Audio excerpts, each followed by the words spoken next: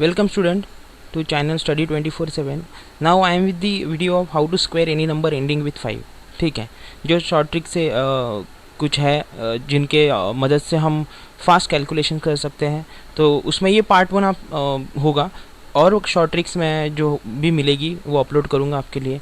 So guys जो भी number and हो रहे हैं 5 से उनका स्क्वायर कैसे किया जाता है. सो फॉर एग्जांपल के लिए हम लेते हैं 25. ठीक है, अभी 25 का स्क्वायर सबको पता है, राइट. लेकिन हम हमारे ट्रिक से कैसे कर सकते हैं. देखिए, जो भी नंबर एंड होते हैं 5 से उनका स्क्वायर करते समय आपको एक बात ध्यान में रखनी कि जो राइट साइड में सिर्फ 25 लिख लीजिए. ठीक है, यानी आपके राइट हैंड के डिजिट बन गए, राइट हैंड साइड के जो डिजिट होते हैं वो बन गए. अब जो लेफ्ट हैंड साइड का डिजिट होता है जिस नंबर का हम स्क्वायर कर रहे हैं उसमें एक ऐड करके, यानी एक नंबर मिला के जो नंबर आएगा उसको मल्टीप्लाई कर दीजिए लेफ्ट हैंड डिजिट के साथ. जैसे 2 में 1 मिलाएंगे, हम 2 में 1 मिलाएंगे तो कितना मिलेगा 3, राइट. 2 + 1 करेंगे तो कितना मिलेगा 3. बस अब इस 3 को आप इस 2 के साथ मल्टीप्लाई कीजिए हमारे लेफ्ट हैंड डिजिट के साथ. तो 3 × 2 कितना बनता है 6. तो कितना बन गया गाइस 625. अब ये तो ठीक है, आपको पता है, ठीक है 625. लेकिन फॉर एग्जांपल आपको ज़रूरत पड़ी 65 का. ठीक है, तो 65 का स्क्वायर हम करेंगे 65, राइट. सो 25 लिख लीजिए as it is right hand side में. और 6 + 1 कितना होता है 7. तो 7 × 6 कितना बनेगा 42. तो कितना बन गया गाइस 4225, राइट. सो इस तरीके से आप जो भी नंबर एंड हो रहा है 5 से उसका स्क्वायर निकाल सकते हैं. एग्जाम्पल के लिए हम 85 भी लेंगे. ठीक है, बड़ी बड़ी डिजिट्स नंबर इसलिए ले रहे हैं क्योंकि आपको समझने में आसानी जाए. जैसे इजी नंबर तो हमें पता होते हैं ना. ठीक है, 25. 8 + 1 कितना बनेगा 9. सो 9 × 8 72, 7225. तो गाइज इस तरीके से हम कोई भी नंबर हो जो 5 से एंड हो रहा है उसका हम स्क्वायर निकाल सकते हैं. अब हम सेकंड पार्ट की ओर बढ़ेंगे, how to multiply numbers with 5, 25, 125. ठीक है, अब इसमें हमें क्या करना है. जैसे 5 से आपको किसी भी नंबर को अगर मल्टीप्लाई करना है, ठीक है, सो आपको एक चीज़ ध्यान में रखनी है कि उसे डायरेक्टली 5 से नहीं मल्टीप्लाई करना आपको. जैसे फॉर एग्जांपल मैं देता हूँ आपको कि 320 है, 320 × 5 करना है आपको. सो 5 से मल्टीप्लाई मत कीजिए डायरेक्टली, आप क्या कीजिए इसको डिवाइड कीजिए 2 से. ठीक है, 2 से डिवाइड करने के बाद कितना बनेगा गाइस 160.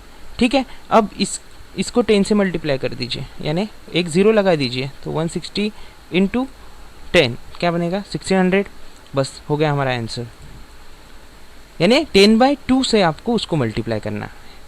ठीक है, 5 से हमें थोड़ा हार्ड लगता है कभी कभी. और एक हम एग्जांपल लेंगे, जैसे फॉर एग्जांपल 480 ले लीजिए. ठीक है, 480 × 5 आपको लगे यार कन्वेंशनली जाएंगे तो थोड़ा ज़्यादा ही टाइम लगेगा. लेकिन अगर हम इस मेथड से गए कि हमने 5 की जगह पे सिर्फ 10/2 किया, जैसे सो पहले 2 से आप डिवाइड कर लीजिए. मैं ये मिटा ही देता हूँ. जैसे फर्स्ट स्टेप क्या रहेगा हमारा, 2 से आप डिवाइड ही कर लीजिए इसको. तो कितना बनेगा 240, राइट. बस 10 से मल्टीप्लाई कर दीजिए. सो 10 से मल्टीप्लाई यानी एक 0 लगा दीजिए. 240 और एक 0, 2400 बन गया हमारा आंसर. ठीक है, तो इस तरीके से आप जो भी नंबर को आपको 5 से मल्टीप्लाई करना है उनको आप 10/2 इस मेथड से मल्टीप्लाई कर सकते हैं. अब 25, अब किसी नंबर को आपको अगर 25 से मल्टीप्लाई करना है, ठीक है, जैसे फॉर एग्जांपल आप ले लीजिए 240 × 25. अब ये दिखने में कितना हार्ड दिखता है कि 240 × 25 कैसे बनेगा. ठीक है, तो हमें ये मल्टीप्लिकेशन करने में थोड़ी दिक्कत जाती है. तो हमें कुछ नहीं करना है गाइज, हमें 25 से मल्टीप्लाई करने की जगह उस नंबर को आप डायरेक्टली 240 लिया था हमने, 240 को आप 4 से डिवाइड कर लीजिए. 4 से डिवाइड कर लिया, 4 6 24, सो 60. ठीक है, और 60 को 100 से मल्टीप्लाई कर दो. ठीक है, यानी कितना बन गया 6000.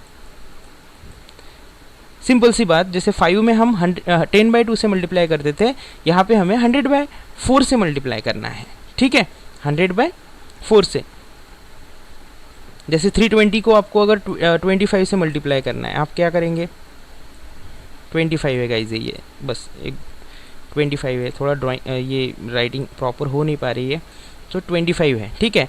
सो आपको सिर्फ इस चीज़ को 4 से डिवाइड करना है, कितना बनेगा 80, और 80 को 100 से मल्टीप्लाई कर दीजिए, ठीक है। सो 80 को 100 से मल्टीप्लाई करने के बाद कितना बनेगा 8000, राइट।